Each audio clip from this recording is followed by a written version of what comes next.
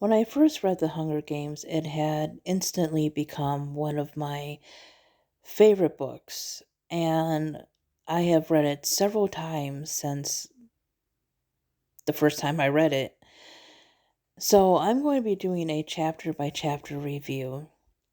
And starting with the first chapter, obviously, I feel that this book has one of the best first chapters that I have ever read.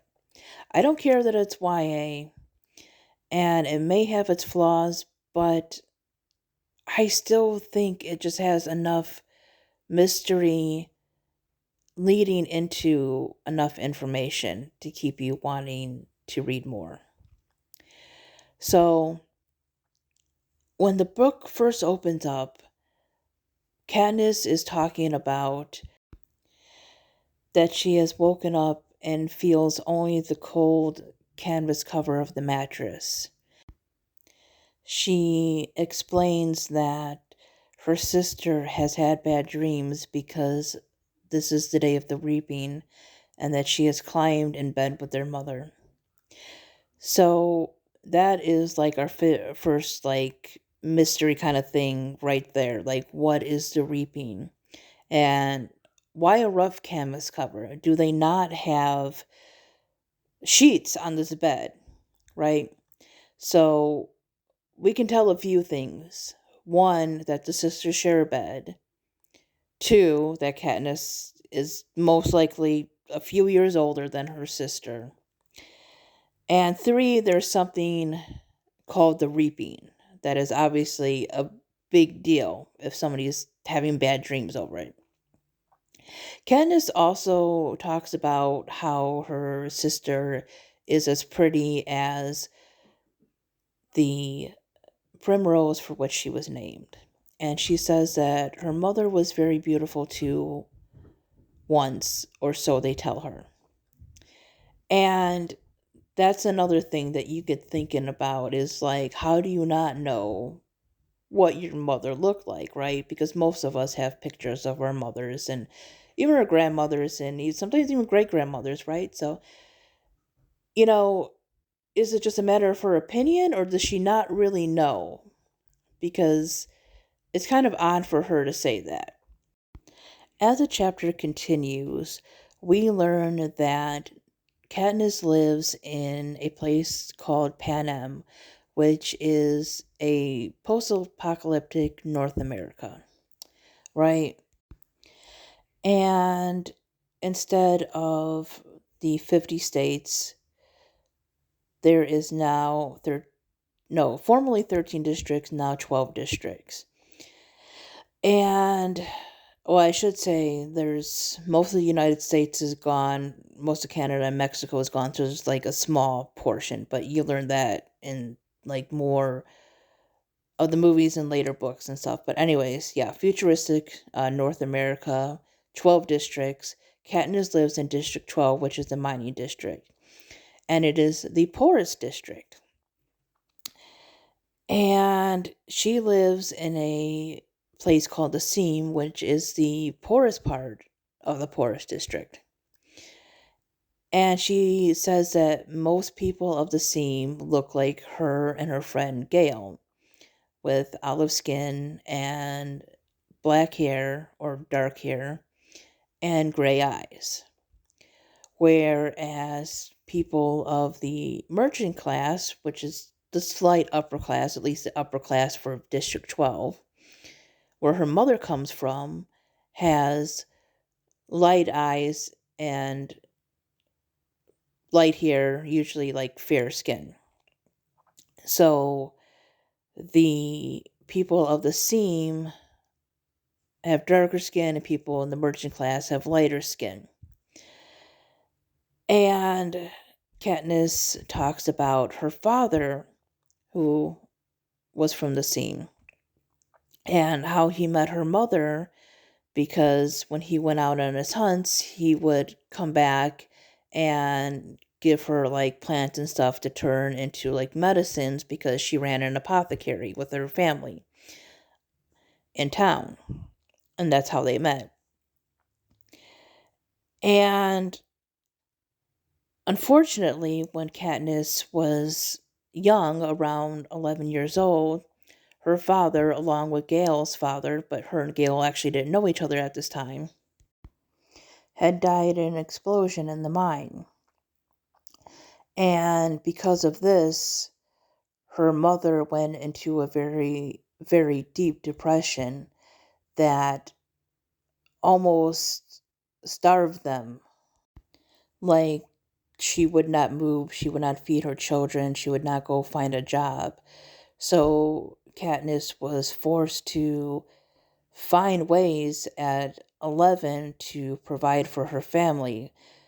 Some of this includes searching through trash cans for food to eat.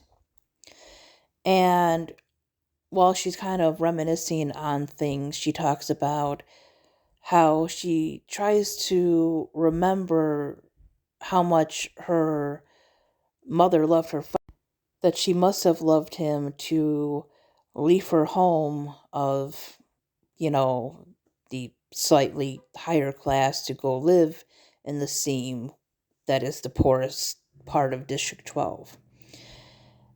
And she kind of fights with herself on some things because she's so angry at her mother for almost letting her and her sister starve to death. Yet you can see she's trying to be somewhat understanding of what her mother was going through, but again, she is a 16-year-old girl, so the anger is overriding everything. So we get a little bit of insight about the family dynamics, her position in the family and everything, and what she has gone through. That her parents were part of two different classes that, came together because they fell in love and everything. And she was very attached to her father. He is the one that taught her how to hunt.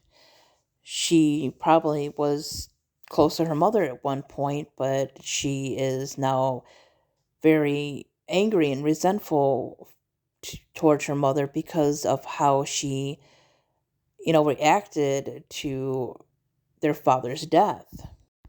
We learn that there is something called tesserae, in which a person can put their names into the bowl more. They can put their names more times in the bowl for the reaping. And we learn what the Hunger Games is and why it happens and everything. We learn about the rebellion of the districts and how they are punished now by having to participate in this televised fight to the death. And it starts at age 12, and each year your name is put in again. So, like when you're 13, your name is in there twice. When you're 14, it's in there 3 times, and so on. With Tesserae, you can put your name in more times to get things like oil, grain, stuff like food and other things if you're like really poor, like Katniss is. So at the age of 12, she's had to do this for her mother, and her sister. So now, along with her name being in the bowl because of the basic rules of the name having to be in there, her name is now in the bowl at least 20 times. We meet Madge, who is the mayor's daughter, a character that is completely taken out of the movies, which makes no sense because Madge is the one that gives her the Mockingjay pin that we see in the movie, but that doesn't happen till like chapter 2. But anyways, yeah, we meet Madge, who is the mayor's daughter, and she is part of, the upper class. And she and Katniss are somewhat of friends. And Gale is not very nice to Madge. Like, Madge is not a snob, but Gale obviously has a lot of resentment because he lives in the seam, and he actually, has much more tesserae taken out than Katniss does. And so has a lot of misdirected anger towards Madge because, as the mayor's daughter, she does not have to take out Tesserae, which isn't really her fault. She doesn't, get to choose what family or class she's born into. And Katniss can see both sides. Like, she knows that the system was not set up by Madge's family, and, you know, none of the people really in the district, but she also understands Gale's anger. And she says it's better to let him yell out in the woods instead of the district because they live in a very oppressed society. They have to be careful what they do, what they say, because they can get in a lot of trouble.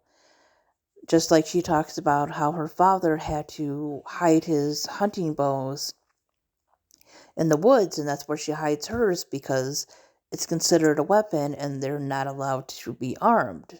Again, because, they live in a controlled society.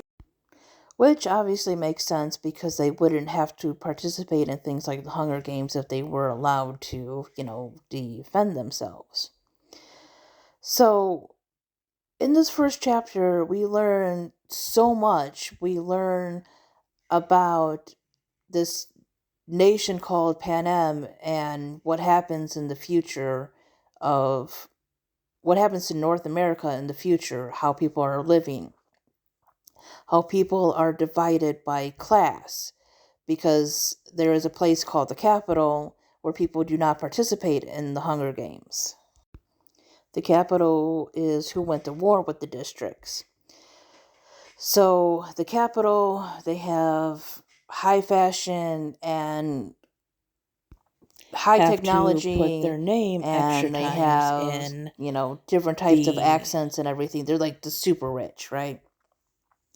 So we learned that there are people living in luxury while the people who are doing the actual work are fighting not to starve to death.